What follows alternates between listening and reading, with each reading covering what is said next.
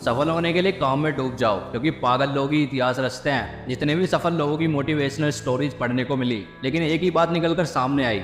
जानते हो क्या? काम में डूबना। एक एक करके आपको उदाहरण बताता हूँ। जाकिर हुसैन, मशहूर तबला वादक, 2 साल तबला बजाने के बाद बोलते हैं कि मज़ा नहीं आ रहा, कुछ और करते हैं। लेकिन नहीं सर, ये लोग अपने काम में इतना डूब गए क्योंकि इनको सफलता के अलावा कुछ और मंजूर ही नहीं था।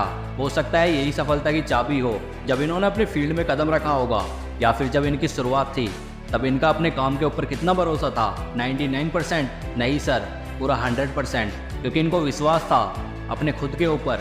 सचिन तेंदुलकर को कितना भरोसा था कि उनका करियर क्रिकेट में ही है। एक बार भी उनको ये नहीं लगा होगा कि उनका पैशन कुछ अलग है। ये सब काम में डूबे हुए लोग थे। अब आपको ये तो समझ में आ गया होगा कि सफलता के लिए सबसे ज़रूरी चीज़ सिर्फ यही है, अपने काम में डूबना। आपको एक और ज़बरदस्त मोटिवेशनल स्टोरी बताता हूँ। तकरीबन 8 या 9 दशक पहले एक मूवी बनी थी, मुगले आजम। आपको याद होगा, नौशाद अली जी ने इस पर म्यूजिक दिया था और 16 साल लगा दिए। इतना डेडिकेशन, यानी कि समर्पण अपने काम में जिसे भी होता है, सफलता उनके कदमों में होती है। लेकिन जब मूवी बनकर तैयार हुई, तब कितनी सुपर हिट हुई थी, इसलिए चर्चा आज भी हो रही है। लेकिन क्या उनको बनाने में दिक्कत नहीं आई होगी? जरूर आई थी। गाने का एक सीन था जिसमें तानसेन गा रहा है। वो दृश्य फिल्माया जाना था, लेकिन उस जमाने में तानसेन जैसा गायक मिलना असंभव था। उन्होंने पूछा ये गाना कौन गा सकता है। उनके साथी ने बताया कि ये गाना बड़े गुलाम अली खान साहब गा सकते हैं, लेकिन वो मूवी के लिए गाने नहीं गाते। वो बोले मुझे लेकर चलो उनके पास। और जब वो गए तो उनकी बातचीत हुई कि कैसे आना हुआ। उन्होंने बता दिया कि आपसे गाना गवाना चाहते हैं, लेकिन खान साहब बोले मैं मूवी के लिए गाने नहीं गाता। नौशाद अली उस वक्त सिगार पी रहे थे, तो कस खींचते हुए बोले गाना तो आप ही गाएंगे। एक बार समझाया, नहीं माने, फिर से कस लिया और बोले गाना तो आप ही गाएंगे। खान साहब बोले कैसे बदतमीज इंसान हो।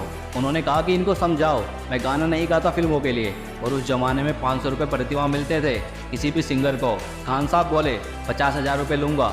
नौशाद अली ने सिगार का कस लेते हुए 10,000 की गड्डी निकाली और फिर बोले गाना तो आप ही गाएंगे।